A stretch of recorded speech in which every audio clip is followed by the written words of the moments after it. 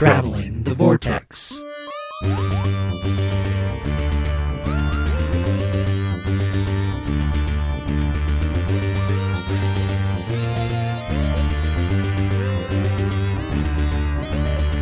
We've joined the Doctor as she travels the Vortex and put on your junkyard cheek. We've arrived at episode number 413, the episode that will only be one rel long. I'm Keith. I'm Sean. I'm Glenn. Do you guys know how long a rel is? I probably should figure out how long a rel is. We're going to set the standard for what a rel is now. Right now. It's however long this episode is. I think we just missed it. Oh, darn.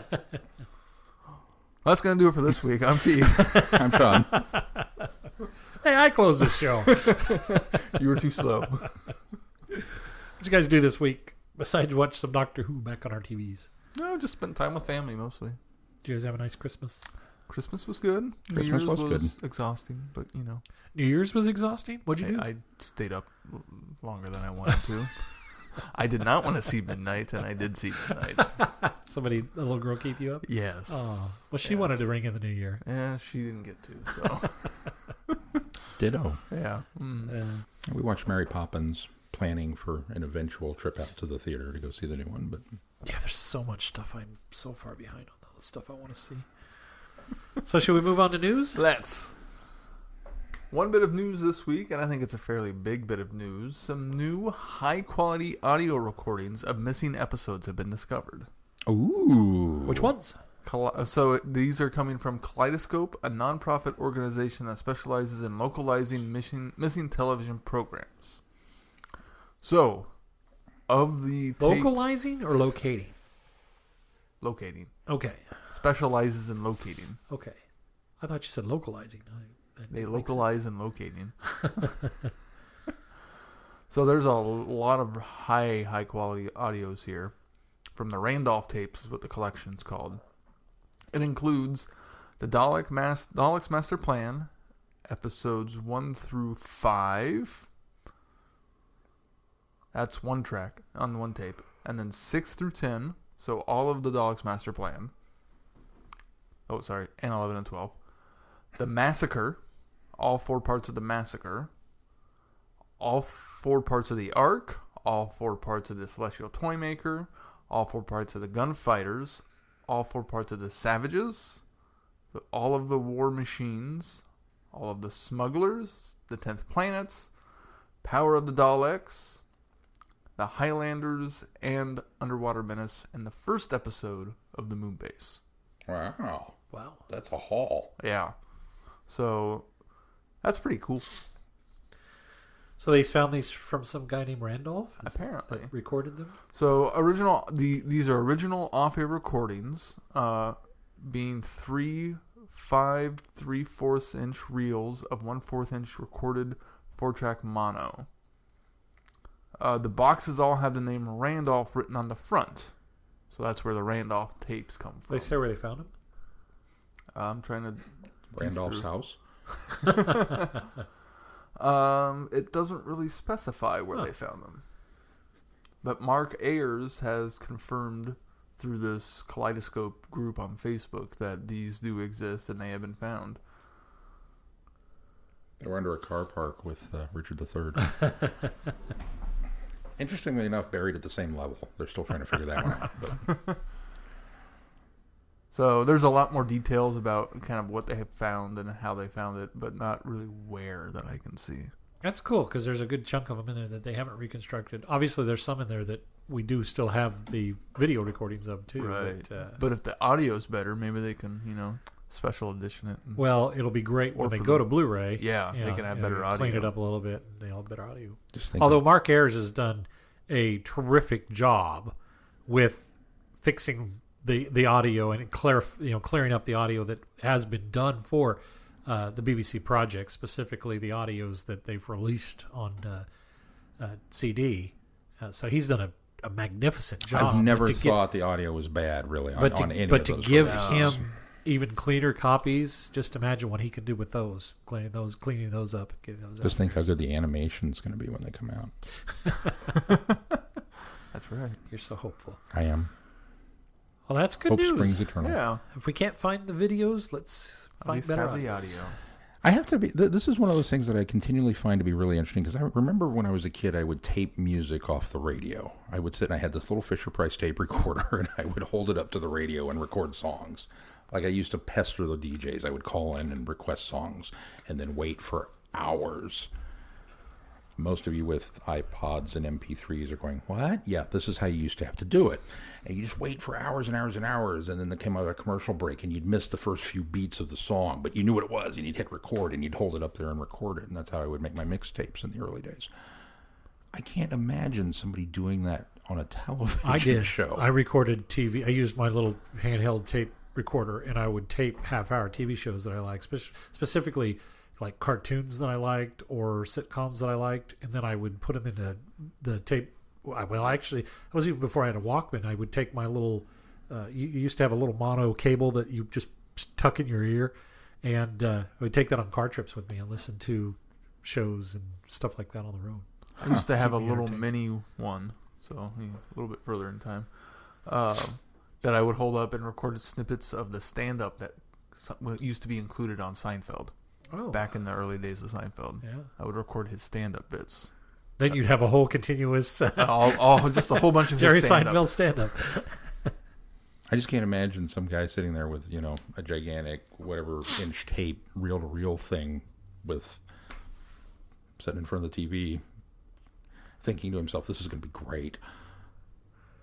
Well, And if the then- audio's that clear, he must have tapped into some. Yeah. some Their original off-air recording. Yeah, so. he probably tapped into some audio. If in fact that's the case, you do call these could have been taped in studio. Yeah, that's and true. just they tapped into the board, and whoever had these, maybe that's where they came from. Is they tapped into the board, and recorded them out that way for some reason or other. Obviously, there's no explanation to that. Yeah, not that I can see. So it may not even have been off of a small black and white television. It might have actually been tapped into the studio, and somebody just had these for posterity or backup. In case the audio track that they had that they were sending to film. Maybe if that failed, they had a backup. Who knows? Yeah. So maybe we'll find out more when they come closer to when they come out. And it implies that there are more reels out there that have not been retrieved.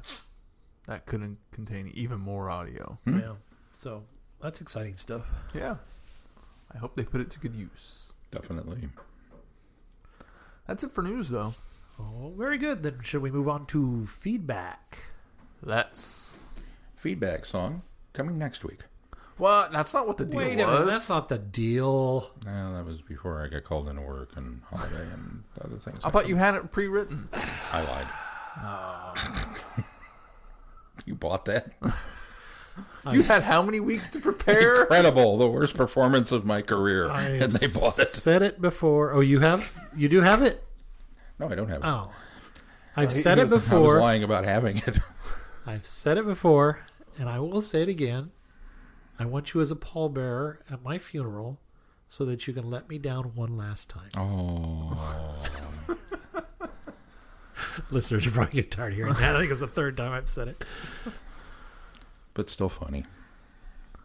If you're not going to sing, I guess our feedback comes from Holly. I accept. And we apologize, Holly, Yeah. I will have it for you, not Holly. having promised feedback song. for you. This was there were extenuating circumstances, but I will have it. I promise. I'll even make it even bigger and more grand than I was planning on making it. Don't believe him. at There this point. will be We won't know because we didn't know where the bar was set in the first place. there will be but- spirit fingers and jazz hands and fireworks and sparklers and costumes next week. So, bring in the video then. Yeah. oh man, You promised it. Holly Yeah, but he writes, promised that he'd have a song this week too, and that didn't come through. So. "Hey guys, wishing all of you a very happy New Year. What an episode! I know they said at the beginning of the year that no old enemies would return, and we get to see the Daleks with some modifications. Unit being disbanded was a bit of a surprise. Hopefully that won't last too long, and also explains why it was so easy for Lynn to get into the Black Archive. Still out on Aaron.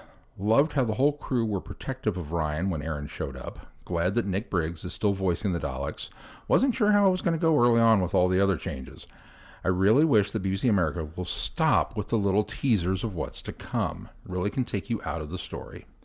Not too much else to say. I'll wrap it up here. Holly from Wisconsin. Thank you, Holly. Thank you, Holly. Thank you, Holly. That's it for feedback. Since we don't have a song. No song. Well, let's move on to our reviews. Do you have a synopsis, Keith? I do. As the new year begins, a terrifying evil is stirring from across the centuries of Earth's history. As the Doctor, Ryan, Graham, and Yaz return home, will they be able to overcome the threat to planet Earth? Bum, bum, bum. Resolution of the Dalek. I loved this story. I figured you would. But yeah, I am the Dalek geek here. So you guys talk about it, because I will just gush sweet goodness and kindness all over this episode. Convince me of the things that maybe I shouldn't have liked about it. I really enjoyed the episode. I don't know if I can find many faults with it. It maybe would have been better if it was a Cyberman. That's your fault. Think about it. The premise alone, they tore apart a being and split the pieces, and when they came back together, it totally could have been a Cyberman. Yeah.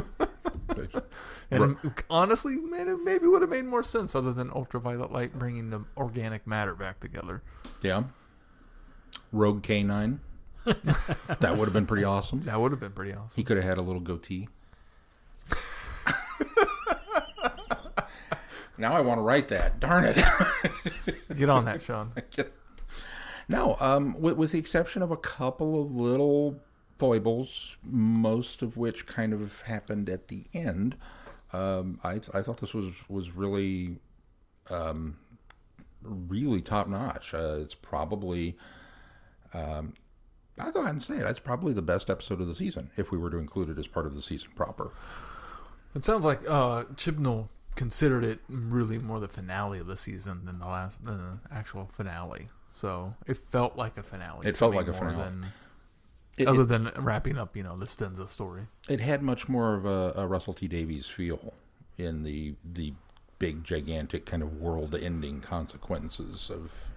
But yet it still had that really small personal scope to it, and focus on the characters and relationships. Which I very much appreciated. That's the thing that surprised me the most, was bringing Aaron, Ryan's dad, into it, and actually having that heart that the series this season has continued to have, and that character development, that connection. And it just, I was really shocked to see. I don't know why I was shocked to see that. I mean, Chibnall does it, and he does it well, but it just, to have that and still have really what felt like a grand epic adventure on a small scale just really, really worked. Yeah. I tell you, I think one of the things that impressed me the most is we start with this epic tale of this, these warriors and whatever this entity is. And then we get a huge chunk of these two archaeologists. And it's a very quiet, intimate story with the two of them. And then the Doctor's there for a little bit, and they're running around doing their New Year's Eve stuff, and then they get wrapped up with the archaeologists. And then Aaron shows up, and we've got Ryan's dad, and so there's still all this personal interplay going on, and it's very much character driven for probably the first, I don't know, half hour maybe of the piece. And yet I realized at about the 35-40 minute mark that I was literally sitting on the edge of my seat. The tension just kept ratcheting watching the proceedings, that I was uncomfortable through the whole thing, and I couldn't figure out quite, it was because I was up on the edge of the chair. I kept getting closer to the screen, and it's because they had roped me in to that extent with what was going on. I cared about all these characters. I cared about what happened to them, and the Dalek was a legit threat. Yeah. Even they really make that, they spend all that time, rightfully so, with the archaeologists, building that relationship between the two of them, so you care about Lynn when she gets body jacked to be driven around for the Dalek. Oh, I thought for sure she was going to bite it too. So did thought I. for sure. So That many was- times. That was one of the first things Sarah said was, they're making me like these two and root for them. One of them's going to die. Yeah. And neither of them did. So many times it was like, oh, she's not going to make it through this. And, she's driving through the countryside, and then, oh, she's stopped by cops, and this is going to end badly. And then, sucks the one through the window, and then the other cop gets out. And then we get that shot of the bodies lying in the street. And it's like, oh, well, that's it. There she is. And then we cut to the inside of the car, and she's wearing the police vest, and suddenly you realize, well, that's not the policewoman. That's Lynn. Right. Like, oh, okay. She made it through that. And then we're going to be at the farm, and we're steel working, and we're going to build a new Dalek. And here's this guy, this lumberjack that comes striding out of the barn. I'm Looks like sure he Thor. wasn't a lumberjack. This guy's going to build the Dalek for us. You don't need Lynn anymore. It's like, oh, well, here she goes, right? Nope. She made it through that. I was like, okay. Yeah. And the doctor's yelling at her, fight, fight, fight. And it's like, oh, this isn't going to end well. She made it through that. It was just like, oh. So Yeah. just through the whole thing, that they kept that up. Between that and plus the tension with Ryan's dad showing up, we don't fully understand his motives right away or why he's there. And of course, I don't know about you guys, I was immediately suspicious of, okay, what's he here for? What's going on? Why? Is there something more nefarious going on? Why is he trying to sell microwave oven combinations on New Year's Day to local diners? Yeah, I mean, I was pleasantly pleased that there wasn't something nefarious there. Yeah. He just wanted to try to do a New Year's Day making himself a better person thing, because it is something that often happens. He's trying to make money because he's no longer working on the right. was it the Oil docks rigs. the rigs. And the other thing that I thought was really nice is that they kind of telegraph the fact that maybe he's trying to con this guy.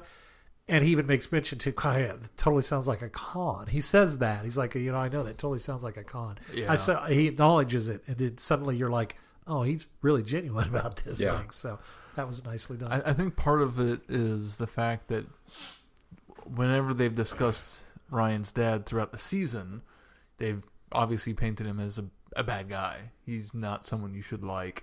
And he shows up and he's trying to make amends, and while he's not going about it maybe the best way, he's at least putting a foot forward, trying to make his life better. And you don't want to like him, but you kind of start to, even though he's treated Ryan so badly in the past.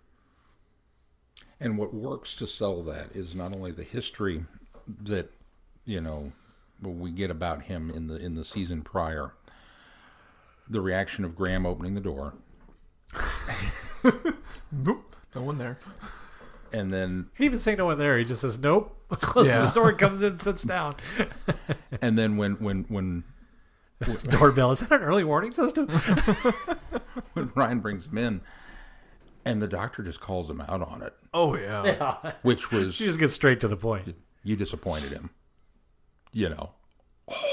Just wow. I'm gonna need ice to put on this burn because I can feel it from over here. Yeah. It was just great. It wasn't quite Capaldi level burn. I almost kind of wish it had been. There's just a little part of me that wished it had been Capaldi. But if it Capaldi would have been a little more snide with it. yeah. She was just forthcoming. She was just, it wasn't even like, she wasn't even scolding him for it. It was just more, she was putting it out there. Yeah. Yeah. And I liked that. I thought the delivery was perfect. Well, and like I said, if it had been Capaldi, then it would have immediately been followed up with, hey, can I go out? You're going to leave in the middle of this crisis to go hang with your dad who's Right. disappointed. Right. There would have been more to it. And it's just like, I like the fact that she acknowledges that this is a moment. This is something that she needs to allow to happen. So I thought that was really cool. And then her coming back to him later of, you're almost making up for your parenting deficit. Yeah. Still calling him out on it, but almost starting to accept him. And I like the fact that while they kind of invited him along, he didn't want to go at the end too. Mm-hmm. Kind of felt like they mended some bridges, and while I'm sure he will continue as a character and they will continue building those bridges back, it felt even more like a end of an era or a closed door on a storyline. Just as we thought, what's her name? the girl, Lynn. Just as we kept thinking Lynn was going to die. Even there towards the end, I thought, okay, Aaron's going to bite it in this one. You know, they kept setting us up for these. Brought him back, and while there were deaths in this because controlled Lynn was leaving quite the body count behind, and then of course when the Dalek is finally formed and it takes out half of that military unit or 2/3 of that military unit, killed them all, and then it takes out the tank. But I kept thinking people that I was beginning to like, and I thought you're just going to do that. You're going to yank that out. You're going to kill them all, but they didn't, and I appreciated that because of it being the type of special that it was. You know, New Year's Day special. This is, you know, it's not that everyone lives, but it's certainly the people you care about. The main supporting cast, yes, at least. Yeah, it's not a not that I didn't care about those cops or the quote unquote lumberjack or the. I said he was a lumberjack-like guy. No, you said this lumberjack comes out. Let's play back the tape. He was bulky. He was in flannel. You're being a careerist. He wasn't flannel. I actually want to know more about his story because the first thing out of his mouth is all this stuff is paid for. So you just get, it's like, okay, now wait a minute. Nobody opens a conversation with that. So this man is up to no good. What is the deal? Felt like Will Smith in Men in Black. You see that physics book, Ned? she is way too advanced for her. The one strike that this story had against it, I loved it. I loved the story because it had a Dalek. I like the fact that I like when writers are able to make the Dalek scary and not goofy and do something different with them. And not bumbling and come up with clever ideas and make them feel as menacing as dialogue tends to. Dialogue always tends to make them to be so much more powerful and menacing than they end up being presented in a story. There's a few times that they I think Daleks always seem to be more threatening when they're on their own.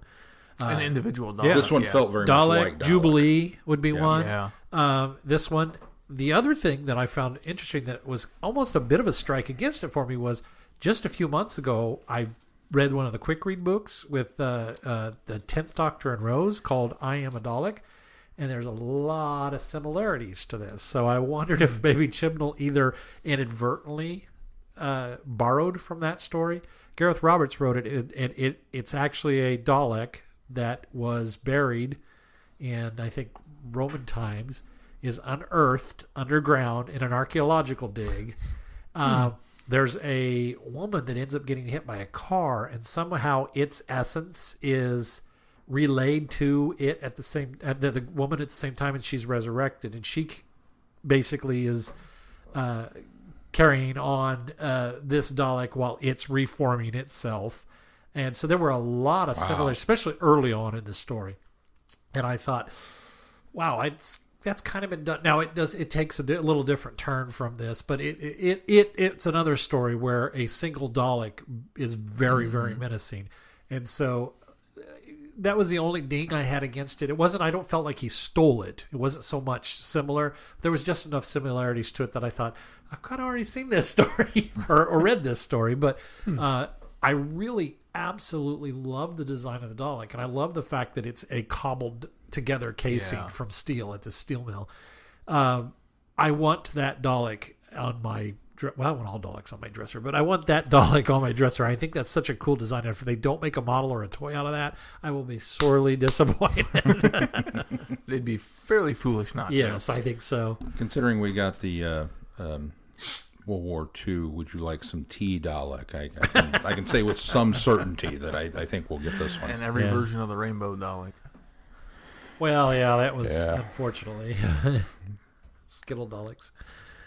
I like the fact that it also wasn't a redesign. It was a cobbled together. It wasn't a reworking. It just happened to be this one needed a casing, so this is what I put together. And I really liked it. It made the bottom, missiles come out of the front really under the baubles. That was awesome. I thought the bottom half seemed a little too wide for the top. Well, it was but if you look at the top, it was narrower. It wasn't. Yeah, it wasn't the even top like was the. narrower. It's like the skirt was the right size, although it was a bit front wider than it was. A bit width. longer. But yeah, but the top was definitely smaller. was smaller, but it was also kind of like damaged and looked cobbled together. And I kind of almost liked that about it because it didn't give it that sleek look that they kind of have as they go up. Yeah. It had that definitive break with that ridge there. So I actually kind of like that. Well, I didn't notice it except for a couple of shots that the bottom looked way bigger than the top. It's all on the angle that it was shot in, really, more than anything. If anything, it made it strangely more dangerous looking. I agree. And I think the reason is when we see Daleks now, we tend to subconsciously default know that there's a guy in there. There's an operator in the casing. There's no way you could get a person in the way that column was constructed. Well, I think you could. They just weren't sitting down. Well, yeah, maybe if you were, all down in the skirt with. It was taller too because Jodie was looking. Well, the 13th Doctor was looking like level-eyed with it, whereas most of them have to kind of look down a bit. I think Jodie's a little shorter. Well, she is, but even Sylvester's a little taller than the Daleks in Revelation. So. But and I liked the fact that it wasn't an actual plunger. I liked how they changed the manipulator. Yeah, but it still looked like they a don't plunger. all have plungers anyway. I know, but but it still looked like a plunger. But it was just metal. Yeah. Well, it looked like those those metal satellite dishes that kind of open up and yeah. But it had claw type look to it too. When it took off and rocketed through the roof the first time, I will be honest. My first thought was, really, this one can fly? I mean, yeah, we're out on a farm. It needs to get somewhere more populated to be dangerous. No, it's a farmer? Come on, Sean. I acknowledged that we were on a farm with trees. It He's was a lumberjack. not a farm. It was a farm. It was not a farm. They landed in a field of wheat. It was a farm. You're talking about where it flew out of the first time? No, it was a steel mill. It may have been near a farm. It may have been near a field, but it was a steel mill. Okay, wherever. They're in the middle of nowhere, and it comes out of this building, and it's rocketing its way up, and I thought, okay, it can fly already. I don't know if could it really have built all that with what it found. And then I rationalized it. I was like, you know what? Tony Stark built one of these in a cave. And I was like, I'm all right with this. I'm just gonna roll with it. What are you gonna do, right? I wish Yaz had a little more to do, but she was allowed to use her policewoman kind of instincts and knowledge. I think, especially in the beginning when she's, cordoning off the area, telling them that making contacts. We've got your information. With them. At least she was functional. She was functional. Unfortunately, I feel like that's when she stopped being really any integral part of the that was story. about it. Yeah, she was just kind of along for the ride. She really just felt pushed to the background for everything else. Graham's even sidelined just a bit. He has a little more to do, especially with the fact that they leave him, they end up leaving him behind with Aaron, and he's like, well, I guess we have to have a conversation now. And they sit down, but he has that moment where he shows the things that Grace had kept behind that were his. Yeah. When he was a little boy, and I thought that my was man neat. Graham once again proving he is in the running for best companion ever. Yeah. Because it's a small scene, but it's this little bit of wisdom. It's not even his, it's Grace's wisdom. But the way he imparts it and the way that he expressed his displeasure with Aaron at the beginning. But then he has a genuine conversation with him for Ryan's sake. You need to be careful with him. You don't know what he's been through. Yeah, I do. No, you really don't. Be careful with him. And he's not mean about it. He's not angry about it. He's just letting the guy know. Kick gloves. You got to be careful with him. And then when they have this, conversation at the dinner table, and he's like, why didn't you come? Why weren't you there? Not for, not for his sake, not for her sake, for yours. Why weren't you there? Yeah. And that to me was probably the core emotional touchstone moment of that. I think so, to watch too. Aaron break Yeah, down. it gave Aaron some soul searching there too. Yeah. A moment of I'm not even sure he knew until he said why, and I thought that was neat to be able to bring that It out made of him go from very unlikable, unknown cardboard cutout person Right. to okay, I kind of like you. I can Yeah. I can understand where you're coming from. You're a real person. So, Yeah. but yeah, so much right that that they did with this. It really kind of really for me it overshadows the little nitpicky things that I kind of felt didn't really work.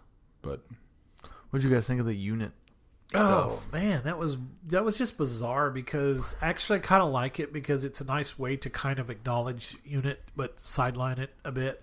And I think that's a good idea. It was actually rather comical too, especially having a little bit of a Brexit spin to it. The fact I that wondered if that's where they were going with it without being able to say they it. didn't say Yeah, it, but there was a that's Brexit what they were spin trying to to it. do. They were implying that because of things that were happening, they didn't have the funding anymore, so everything was kind of put on hold. And because they had separated from, or because they had divvied up the groups that were, because all of those European nations were over unit, and because that was in limbo, basically London doesn't get unit. So I thought that was kind of interesting as well. I can't wait to see how Big Finish folds that into their unit storylines. Yeah. No, Kate- there's a crisis in London, but we can't go. Kate Stewart gets a name drop, so I thought Yeah. that was cool. Yeah. Anything else about this story? Well, the kid's losing Wi-Fi, and the mom said, "I guess we'll have to have a conversation." That was a neat little moment of levity where they kind of brought it up because they're like, well, you know, the power's out. Well, no, not the power. The internet's out. Well, so is the phones. And what are we going to do? Even the, Netflix. the one kid, even Netflix. My thought was, of course, even Netflix. You know, Some kids don't really put it together. I You know, know. Netflix shows up in their house every day, and then suddenly it's gone. They don't think about it being, Why it being doesn't work. connected. Well, yeah. you know, lumberjacks don't grow food on the farms. You just go to the grocery store and buy it. It's just there. right? Pick your Netflix off a tree. That's right. No,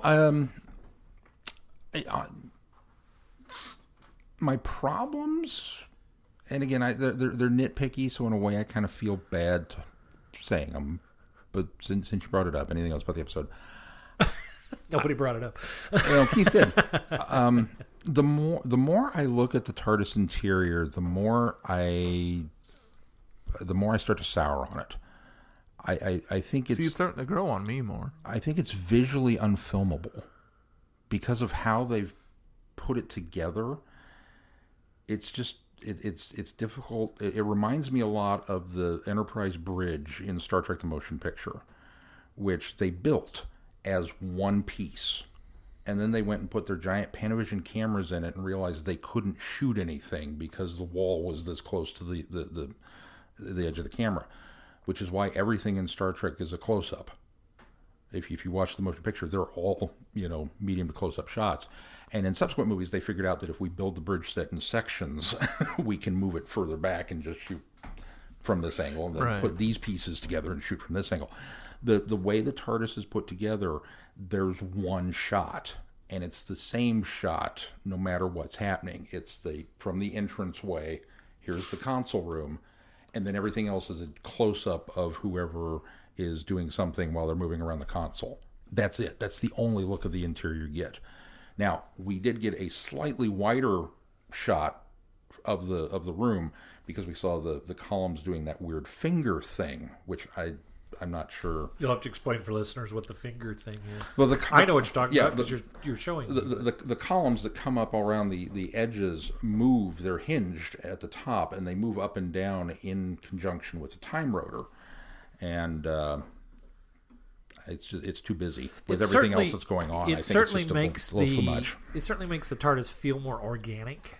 Yeah. It does give it that, but I agree with you. I think those crystal columns, the center column could be that crystallized material. I'm fine with that. It's just those crystal columns on the four corners of it. It just I can't even dispute anything you're saying there because I still am not in favor of the interior. Yeah, it's a gorgeous set. It's just something about it that doesn't work I for don't me. even think it's a gorgeous set because we haven't seen enough of it to, That's the problem, qualify yeah. it as a gorgeous set. The console itself looks great. All the little gadgets and gizmos and gadgets on it actually look cool, and especially when you get up close to them now. The fact that there's an iPhone jack on that. I like the raised dais. I like the Gallifreyan, that they kind of flipped from the Capaldi, instead of having Gallifreyan around the time rotor up at the top, it's down on the base, which I think is cool. I like the lighting. I like the hexagonal. I like the crystalline panels. But there's just... I like the walls. Yeah. I think I just remove those columns, those four corner columns. I think. There's just one. It's just one element too many. There's just too much of it, and I think it makes it look cluttered and makes it hard to see. The other part that was in the TARDIS that bothered me is the end, is the resolution. The Doctor feels very cavalier about how she's going to handle this thing. And we're just going to go, and I kind of saw it coming. She just had that look about her, and I was thinking, oh, they're gonna enemy of the world this. She's totally going to salamander him right out the door. And then she did, but she did it in a slightly more clever way, where it's like, oh, we opened up a thing, and it's only a squid-sized hole, and it's just going to suck you out. Oh, I can't control it anymore. Now it's going to suck Aaron out too. It's like, that's, I don't think she genuinely thought. I think she thought it had more. You said she was weaker. callous about it. I think she thought that she had it under control. Right, but I think she underestimated how strong the Dalek that's was. what it is. I think she underestimated the strength and connection of the Dalek. Because she has that line, "You can't hold on." Yeah, and then Graham's like, "It's holding on." Yeah, which is weird, considering that she makes the comment earlier about, I've learned to think like a Dalek. I've had to, she's very assertive. Honestly, in a weird way, it seems like almost for the first time this season, about how convinced she is that, yes, this is what we're going to do, and this is what we have to go stop this thing, and this is how we're going to go about it. And she's very take charge early on because it's a Dalek. It's kind of the threat level finally popped up to okay, let's go. But then with this nature, it feels like that's, if you're underestimating it, that feels like a pretty big oversight at this point, after you give me this big spiel at the beginning about how you know how to handle it and take care of it. I don't know. It just, I was concerned for Aaron at that point. I was concerned that he was going to get blown out. That was at that point. And how was that going to affect Ryan's relationship with the Doctor? What was that going to do to the group dynamic, which I didn't want to see damaged? But more importantly, how can they trust her if that happened? Well, even after she says, "Trust me," she tells Ryan, "Trust me." Yeah. So, it just, like I said, it just struck a little bit of a sour note with me that was the plan. And yes, it gave Ryan something heroic to do at the end, and he got to save his dad. That's ultimately and what it was for. Yes, there was a brief moment where I thought maybe he was going out the door with him. Yeah. That they were, I didn't think he'd go because I saw the cast list for next season. Well, but you who spoils everything. I thought for a moment either Aaron was going to regain enough self-control to just let go and sacrifice himself to save everybody else. Yeah. Or that potentially maybe, Ryan would get sucked out with him. But then they saved him, and, it had a happy ending after all. But it was just for a moment there was like, I don't know about that one. I do like that there's a door closing mechanism switch on the opening and closing. Yeah, on the that goes old school there. Yeah, we go back there. The other thing that I had kind of wondered, she told the Dalek, promised the Dalek that she was going to take him back to Skaro. Oh, I wonder if she. I thought she said Skaro. You want to go back to Skaro? I'll take you back to Skaro. I think she took him to the moment where the hand of Omega, went and destroyed that star above Skaro. And that's where she took him. So she did take him back to Skaro. Oh, I didn't think of that. And she was depositing him in that collapsing star that the hand of Omega, that as the Seventh Doctor, had sent off to Skaro to destroy the system. I hadn't thought that. I had that thought, and I was waiting for just a moment of gloating. I wanted the speech. There it is. That's Skaro. the Hand of Omega is destroying it at the moment, but there you go, you're home. And I kind of wanted that, and this doctor doesn't gloat. And I was like, She didn't say it, so I still accept it as headcanon. So Yeah. I just assumed she lied. This doctor doesn't seem to lie, though. The 13th Doctor does not No, seem... she tells the truth to a fault. Yeah, to a fault, even. And which I think is neat, because Yeah. it does change the dynamic of the Doctor a bit. Because we have had doctors that have told at least little white lies in order to make things Rule work one, out. the doctor lies is kind of out the window at this point. Right. Well, that's almost what she was doing with Ryan's dad, was just being bluntly honest about Yes. the truth, as opposed to, Yes. tiptoeing to try to make sure Ryan didn't feel like his emotions were being, exposed or anything like that. She was just, this is what happened. The truth. None of these people are going to tell you, so I'm going to say it. Right, yeah. Alien in the room. Anything else that you guys want to point out? I had chills watching it. I think it was fun. It was adventurous. It had a lot of heart, and it had a Dalek, so that was the icing on the cake for me. It was the best episode we're going to get this year. Absolutely. Holly pointed out the fact that they said no new or no old villains this season, and she's Technically absolutely isn't the right. season. But technically, this is not this. The Christmas specials have never been officially part of any seasons. They Well- are released with box sets in seasons, but they're never officially part Yeah. of the season. So Chibnall did not necessarily lie. He may have misdirected a little bit with that statement, but he did not necessarily lie. And I believe the original statement went back to something at a Comic-Con where he said, we still have like a week left of filming on the season, and no returning villains have shown up. Right. So it's kind of been variations off of that since That's then. true. We've certainly kind of stretched that a bit. And if you want to get really... He might have done follow-up interviews that cleared it out even more. really technically nitpicky, we didn't get a returning villain. I defy you to show me anywhere in previous stories of Doctor Who that this Dalek has appeared. This reconnaissance, he's been buried on the earth for too long. We've never seen a reconnaissance Dalek before. Leave it to Sean to lawyer it up. We've never seen this armor. We've never seen... You would make a terrible lawyer, by the way. Why? Because that would not hold up in any court of law at all. All right, Sean, what do we got coming up? Lumberjack. What do we got coming up on the schedule? Exhibit A. Coming up on the schedule next week, we are going to, speaking of the Hand of Omega and the Seventh Doctor era, we're going to dip into the Seventh Doctor era. We're going to take a look at the Titan Comics miniseries Operation Volcano, which I think may have something to do with a volcano. I bet it doesn't. That's just a guess. A little bit, yeah. Why you I've gotta- already read it. Why you got to spoil it for A me, little bit. Glenn? I give you a little bit. Why you A got little bit of a volcano involved, not much of a volcano involved. You're See, so I've kind of- BBC America a little right bit now. in the middle.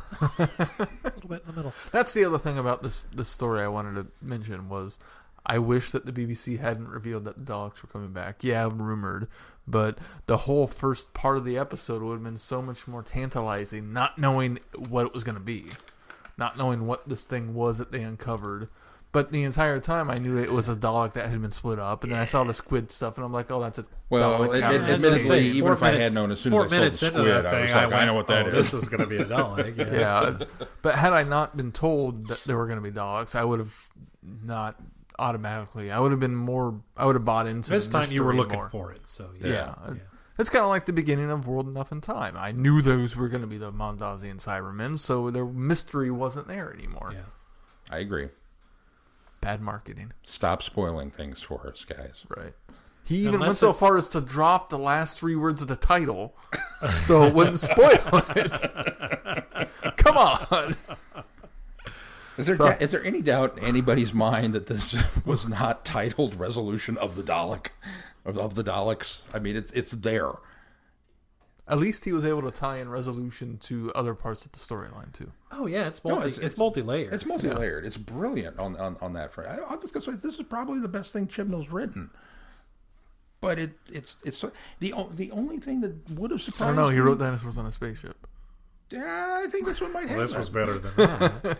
Dinosaurs was great, but this was much better. The only thing that might have surprised me more is if resolution had come up and it was, extreme left justified, like there should have been words there that weren't.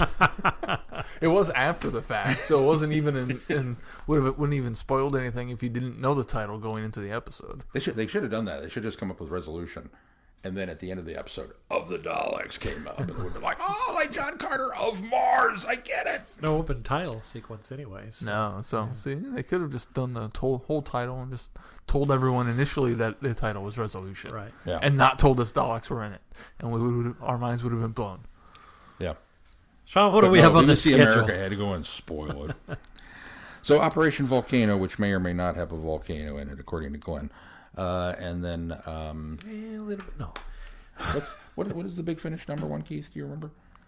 119. 119? I may be wrong. I think you're right. Seems right. And I don't remember the title of it at all. The Death Collectors. Death Collectors and the Spiders. Shadow? Yes. 109. 109. Death I was Collectors and adding Spider one in Shadow. there. Yeah. So that's on the schedule for next week. What about the week after that? In case anybody wants to read ahead. There's a book. There is a book. It's a Lethbridge Stewart book, but it's not Actually, a Lethbridge it's a Stewart book. Lucy It's Wilson Lucy adventure. Lucy Wilson adventure book. And Mysteries. It is, Mystery. Mysteries, yes. And it is Curse of the Mere Mere Clowns. Dun, dun, dun. Because it's got clowns in it, and it's going to be scary. So. So many clowns. There are a lot of clowns in it. There are a lot of clowns. Keith and I are already halfway through the book.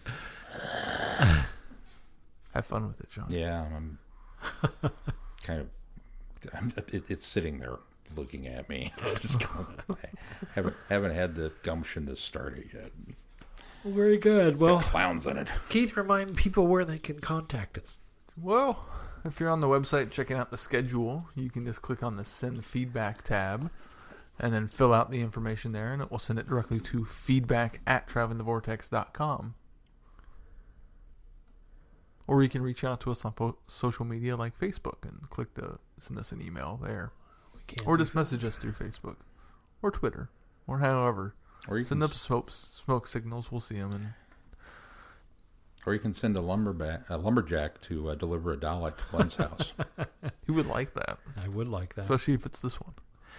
And then make sure you listen to us on Apple Podcasts, listen on Google Play Music. We're also on Stitcher, TuneIn, Player FM. And while you're there, leave us a review for our podcast. We'd love to hear from you there as well. And don't forget to take part in the Goodreads Book Club. Yes, they The just poll announced is the just- February poll. Yeah, is up and running, so you can choose what you want to read. And so people are aware, there was a tie. I don't know if we remember, if we mentioned this, we may have. There was a tie for the January and December. And so January's, which just started, is 12 Angels Weeping. So that's another anthology collection. Yes. So if you're wanting to do January's book, pick that title up, and it's 12 stories involving villains. Doctor Who villains. Yeah. Yes.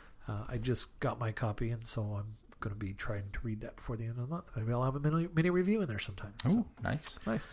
Go ahead. One other thing is, if you have not already, be sure and go and visit our friends over at Sci-Fi For Me and give their page a like, because we are partnering up with them for TARDIS Sauce, which is an exciting new venture coming soon. Make sure Subscribe to their YouTube channel. make sure you check out their YouTube channel and subscribe to it, and check out some of the content that's already on there. They've already got some really great stuff on there, and you'll be seeing us soon on there as well. So, Yeah. very good. Anything else we need to touch on before we close this one? If not, until next time, I'm Glenn. I'm Sean. I'm Keith. Cheers. Good night, everybody. Be seeing ya. Thanks for listening. You have been listening to Traveling the Vortex. Doctor Who and all of its associated programs are owned and trademarked by the BBC. No infringement is intended or implied.